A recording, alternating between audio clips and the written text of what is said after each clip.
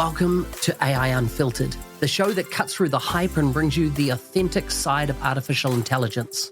I'm your host, Mark Smith, and in each episode, I sit down one-on-one with AI innovators and industry leaders from around the world. Together, we explore real-world AI applications, share practical insights, and discuss how businesses are implementing responsible, ethical, and trustworthy AI. Let's dive into the conversation and see how AI can transform your business today.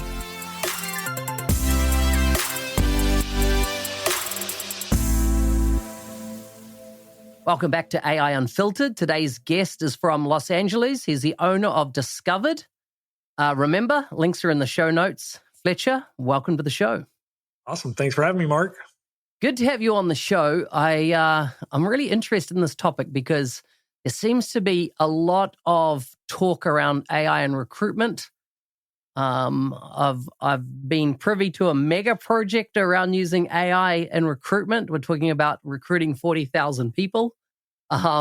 So big kind of global infrastructure work. And so I'm really interested to hear your perspective on what you're doing in this space. But before we start, tell us a bit about you, what you get up to when you're not working. Food, family, and fun. What do they mean? Well, I live on the beach, so, I kind of like that lifestyle. That's not a pretty good way to embody. I'm wearing a Rip Curl, polo shirt. So nice. I surf on a stand-up paddleboard for the most part, and sometimes on a surfboard, but I do that just right out over here, just maybe a few feet from where we're talking right now. And I have two little girls, 4.5 and 2 years old, and we spent a lot of time running around out there and having fun. But I'm any kind of action sport, snowboarding, golf's not that action packed, but I like golf. I'm a retired golfer now that I have two young girls. Sport fishing, the boat's just in the harbor right over there. We take that out to Catalina and go hunting for bass or, if we're lucky, any bluefin or some Dorado. But yeah. So I don't know, travel, anything that gets a little bit of adventure going. Nice. I love it. So many similarities. I mean, what the audience won't be able to see here is you've got a flash haircut like mine. Yep. And if I go out the front of my property and I wave, I'm on the other side of the Pacific Ocean to you. If there wasn't a curve on the earth, perhaps you'd see me. And so I've got 8 beaches around me. Nice. 1 harbor, ocean, all around me, and I'm just doing the same thing on the other side of the world. I've got a 5-year-old girl and a 3-year-old boy, so even similar age children. Nice. So you get out in the water and paddle around much, or you guys get good surf there? So you know what? I've done paddle boarding, and I just said to my wife, because we've got a nice flat harbor area, because we're just inside the harbor mouth on one of my lot of beaches. I look out over the ocean on the other side of me, but I was just saying we should get into paddleboarding because it's so close for us, and we've got the kind of like the right conditions for doing paddleboarding. Yeah. And, I think it's pretty good exercise too. You're working like it's good for your core, right? The whole body. Yeah, really. And if you paddle hard, you'll start breathing hard too. So. Yeah. I love it. Have you done any bungee jumping? I think I've done it like once somewhere off some bridge, but that's a long time ago. But not a lot of great bungee jumping places here. But I hear there in New Zealand's pretty famous for that. You guys got like a big one, don't you? Yeah, I've done 2 in New Zealand, as in one is one of the largest in the world. But I think someone was just saying recently, like Colorado's always had the largest in the world, but I understand China's just come out with a longer free fall time. Well, if I'm ever in the area and there's bungee jumping, I'll make sure to put that on my agenda for the trip. That would be something I would do. It's an epic experience. And I've also got a son quite a bit older. And when he was 18, we took him to a place called Queenstown, which is our kind of alpine playground. And he wanted to bungee jump. And of course, no hesitation. For me, it's like walk up, jump. Like there's going to be no, humming and hawing. And so then he had to follow suit, but just epic fun. And that one, you can dip your head in the river below. So they can set it so you go down, head in the water, then up in the air, and then a boat comes out and lowers you onto a boat. Actually get a splash in the river. Yeah. Wow, that's crazy cool. Yeah, that's kind of crazy. I mean, think, when you're going that fast. Yeah, but it's a rushing river, so it's like it's all broken water. It's not like flat. Yeah. That would hurt, I would expect. Because I've done that, like cliff diving, like off of lakes. Lake Havasu is pretty famous here in the Southwest here in the United States. And I mean, some of those jumps, I mean, I don't know how there, but they might be 100 feet or more. And, even like a pretty, what, I would think is a pretty good jump. I'm not an expert in cliff diving by any stretch, but I've done it, a bunch of times. And, you just hit the water just slightly wrong and it is unpleasant. Yeah, exactly. Hey, so let's talk about what you do. What's your company about? What's the industry sector you're in? And what does your day look like? Yeah, well, I've spent my whole life thinking about how to solve hiring and the importance of getting the right people on teams and how important that is for driving business results. And that's important for the people inside of an organization. Winning organizations, people like being there, right? Usually the culture is fun or it's engaging for the people that are there, and whatever kind of culture that is, it's the people are coalescing and they're having success. And that means they're having success professionally and often personally because of that. There's usually financial reward. And then obviously the customers are winning because they're spending money. They like the product. They like the service, right? I mean, a good company is just winning on all fronts. And it starts with having a great team. And, in this AI era, I mean, you can't punctuate that any greater when you look at things like what, Mark Zuckerberg is doing or did here recently and writing $100 million checks to, sign machine learning. Well, they're automating the world, but yet they're paying the highest salary. I mean, even professional athletes don't get paid this much to do their job, right? It's just, that just underscores how important having high performing, talented team players is. So I've just gravitated to that my entire life. Well, that's been 27 years that I've been thinking about, practicing, and helping organizations solve that problem in various capacities.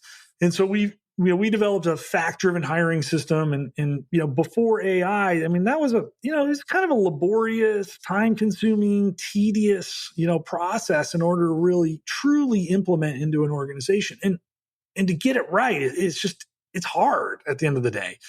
As an organization, if you care deeply about this, it takes time, it takes effort, it takes iteration, it takes some failures, some tweaking, some improvements. And when AI came along, we were able to take that entire process and just accelerate the time frame. And then on top of that, use technology to help assist the humans in executing what are scientifically best practices in making better hiring decisions. And across really the whole spectrum of the hiring process, from doing your initial job analysis to your training and onboarding. Training and onboarding is, hint, part of the hiring process, by the way. Most people forget. Yeah. On your LinkedIn profile, you say start hiring A players on repeat. And a lot say that Elon Musk's success has been that he has the ability to get A players. And, whatever project he's undertaking, he gets the A players in there. And that's a lot of his success is because he's really good at identifying that. And I suppose a lot of companies, particularly in the, let's say, non-enterprise space, might not even thinking about A players. They're just thinking about hiring. And I think you see these massively successful companies, and a lot of it is because they do get A players. And sometimes it's a mindset shift that needs to happen from just filling a role to actually getting somebody that could really help excel your company or move forward. How do you think about that, and how do you help companies? And I suppose, are you only dealing in the enterprise end of town, or are you talking mid-market or SMB? How do you, because I know you've got more than just thinking about hiring. You've got some tools, right, in this space. Yeah. I mean, that's what when AI came out, we were like, hey, we took what were, sort of traditional SaaS type of products that we were building, and we really infused those with AI and continue to do so every day. And, At some point in the relatively near future, a lot of hiring can be done almost completely on automatic using AI, or at least the large, huge portions of the hiring process will be done. But we're predominantly working with SMB. And so, yeah, it is a unique challenge that SMB has. A lot of the times it's, I can't afford that talent. I can't write $100 million check. And it's interesting that you bring up Elon Musk, because he embodies really the best practices that all leaders at all company sizes need to embody. He is the chief recruiter for all of his organizations, right? Yeah. He takes that pretty darn seriously. He knows, I've watched interview after interview with Elon Musk. He's one of my favorite people from a business perspective, just in many ways, despite some of the controversies that you might have to hear about him. And so not only does he take that so seriously, and he takes an instrumental role in the recruiting process, he does it partly because he leverages his status to get people engaged. So if Elon Musk called me tomorrow and be like, hey, I think I could use your talents, Fletcher, I'd be like, I'm going to close my company and come work for you, right? Like, I probably would at least entertain that very seriously, right? Because of his status in the world and his ability to get things done and make big things happen. Like, that's going to be a pretty exciting phone call or LinkedIn message to get from Elon Musk. Well, even at the small business level, we overlook that oftentimes. Like, to reach out to a salesperson or a developer or an admin, an integrator, I don't know, pick the role that you might be like struggling to find the very, very best people from. Instead of posting a job ad and just waiting for some nonsense to come in and try to sift through all that, which there's lots of tools that we will give organizations to help them with that problem. But again, if I'm really going after truly, truly the best, and I have kind of maybe a niche talent that I need to find, and we do this a lot with public accounting firms, engineering firms, and other niche, like high-level hires, we're coaching organizations on this and giving them some tools to help them with it to top it off. But we're asking the CEOs to get involved. Now, you can bring in an admin to maybe help, and the admin can maybe make the connection requests on LinkedIn for you, Mark, and they could probably deliver sort of a decent like script of a message that you hopefully pre-crafted for them and gave them some parameters on like, this is what you say.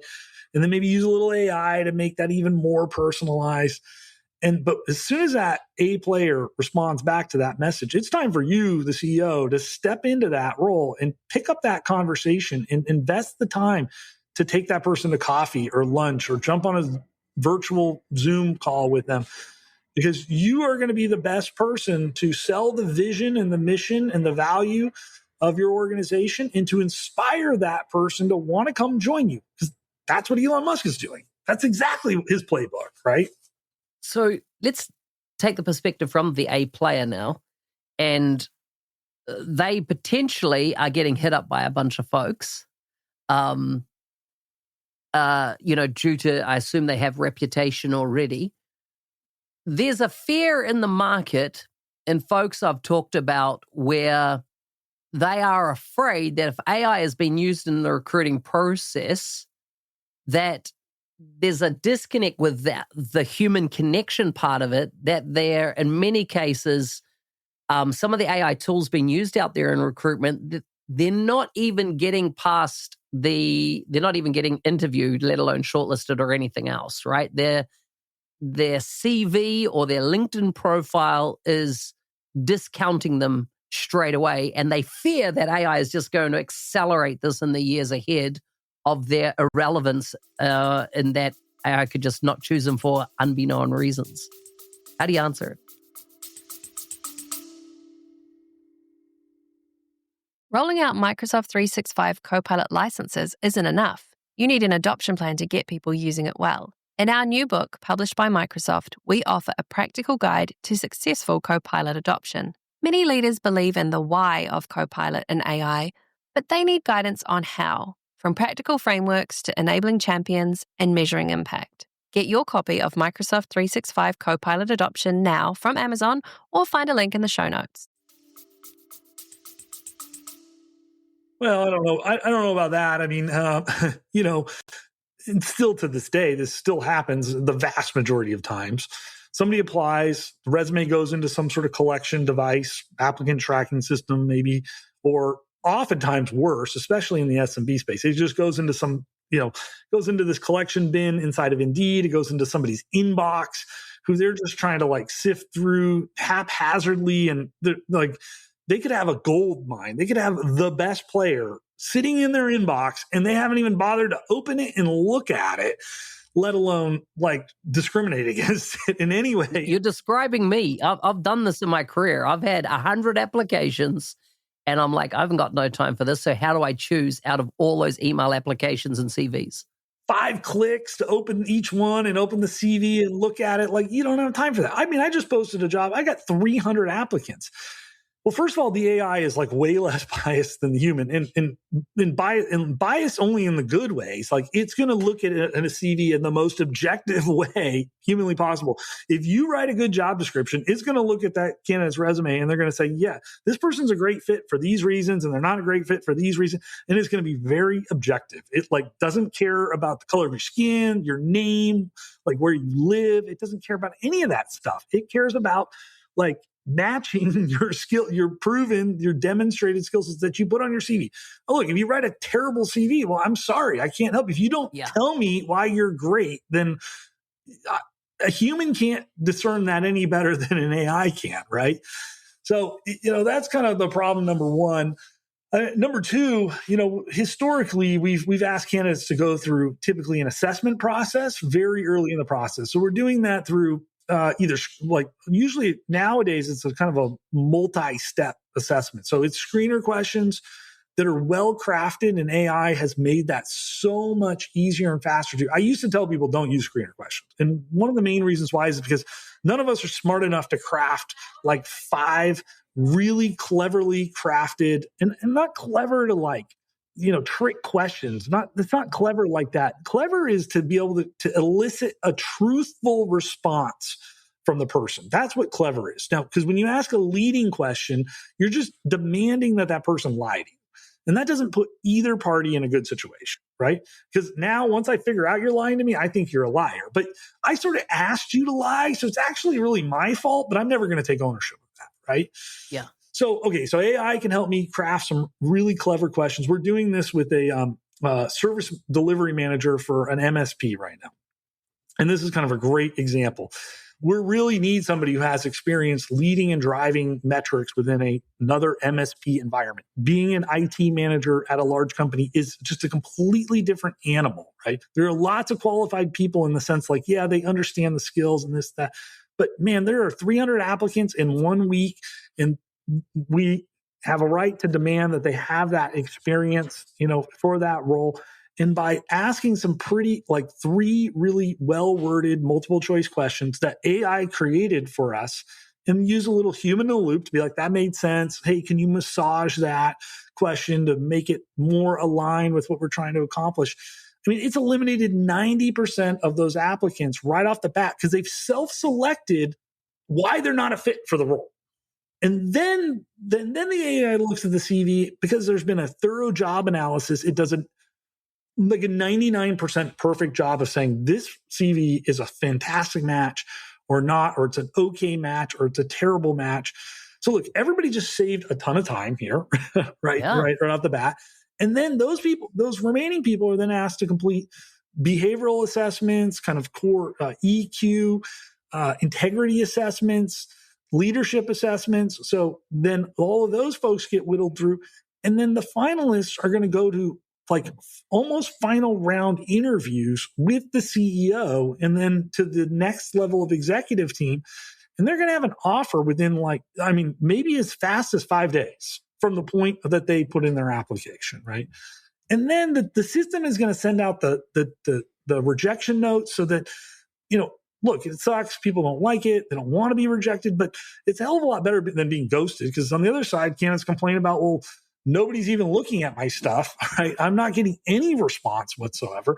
They have 0 chance to engage in this conversation. Like, okay, all of this is done, and it's sort of once it's set up, it's done almost automatically. I mean, there's human in the loop, just sort of monitoring and making sure that everything's kind of going well, overriding some of the automations if necessary, looking for those high potential people. So, I think it's going to give the people who deserve a look at the job the best potential. And in roles where the skill set is a little more ambiguous, then assessments do a phenomenal job of bringing the people with the right integrity, behavioral makeup, and core aptitudes to the surface to give those people a chance. And I mean, that's how I personally hire. Like, I almost never hire anybody with direct experience. It's like, I'm looking for these raw, fundamental attributes, and then I'm going to look at experience.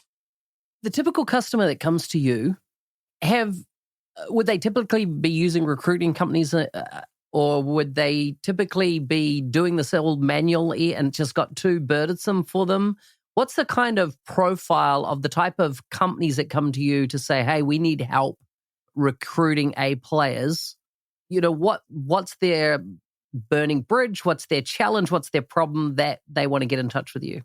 Yeah, I think they've done all of those things, or one or many of those things. So, I mean, I don't know how many clients that I've worked with that haven't used a recruiter or a staffing agency at some point. And I don't know any of them that have had a good experience with it. So in other words, they've spent a lot of money and they got to hire, and that person didn't work out, and they regret their decision to do that and work with the recruiting agency. Many of them are maybe at that growth stage where, they're outgrowing the inbox. Like, they're just like, I cannot do this anymore. There's got to be a better way, right? So there's definitely, that's probably the larger chunk of clients. But there's definitely another chunk of those clients who are using a competing applicant tracking system. And Discovered is a relatively new product. It's only been out for the last 2 years out of beta. And like the last year, we're just taking out all of the competitors, the Jazz HRs, the Greenhouses, Workables, iSims. I mean, you name it. Like, those people are leaving those competitors for Discovered.ai because it's a modern product that fits the kind of modern, unique needs of how do you source and evaluate candidates all in one platform and kind of one ecosystem. And it's just sort of automatic. You just turn it on. We turn it on for customers and it just works, right? There's no heavy lifting of setup and this or that nonsense, right? And AI is, the catalyst that allows us to move this quickly and to do it at a fraction of the cost of all these other competitors. Stop it off. Yeah. I see. You've said a couple of things there that really resonate. One is the product's been built in the last 2 years. I see so many companies that have been around 10 plus years, and they're all of a sudden AI companies now, right? And they've just tagged AI into their marketing message. Yeah. They might have used an API, into a large language model, but they haven't engineered their solution with AI existent. They've bolted AI on the side. And so I really like what you've said there is that, hang on, we built the system from an AI lens and said, okay, how can that help? Which I think is super important in any kind of where companies are selling AI solutions. I think in the market, I want to see that they're a company that, yes, has the domain knowledge, but then they have built a solution from the ground up with AI. Now, just in the way you've talked, I assume you also have a whole bunch of best practice that you bundle with your software so that folks don't need to go, okay, I've got a piece of software, but how do I use it? You're providing a lot of support, are you, in how they actually, run that recruitment process and identify those A players and then land them. And as you say, go into the onboarding process as well. Yeah, I've been listening to a lot of All In podcasts and Y Combinator podcasts lately, and the last couple of years really. But and I was listening. I just had spent 24 hours in Chicago. I live in Southern California. I spent 18 hours in airports and planes after Thanksgiving, big holiday here in the U.S. Right, worst possible time. And they're talking about this concept of a forward deployed engineer, and we sort of done that on accident because hiring is tricky, guys. Look, there's a fact-driven hiring system that stands for 4 pillars of the hiring process. There's probably 5 or 6 sub-pillars to that. It is not a simple thing to pull off. And there are lots of variables, and not every organization is exactly the same. They all fit into those 4 buckets. Their process does hit all of those. but there are little nuances to that. And that is, I think, one of the tricks with AI is AI has not gotten to this total, like, out of the box, like it's just going to fit your organization. It's just going to work. There is this kind of like customizing it component to it where it takes a deep discovery into your current systems, processes, organizations, and then this subject matter expertise, which for 27 years I've spent thinking about, practicing, deploying old school ways, doing it the hard way inside of organizations or with organizations. And so we've kind of put that all into a nice little package where it's so much easier to deploy, but that is part of the process. We onboard folks, but the reason why we can do this, and we don't charge for onboarding, the reason why we can get them up and running, if you want to sign up today for our services, I will be delivering candidates and automations and automating your hiring process tomorrow. But we can't do that without AI. Otherwise, I'd have to charge you an arm and a leg. Right?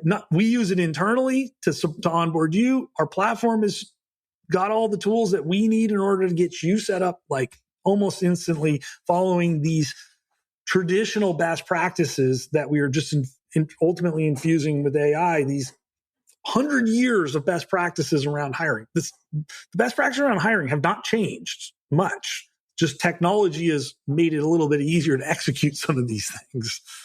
I like it. Now, we'll provide links in the show notes to you and your resources that you have there. Tell me about the future of work.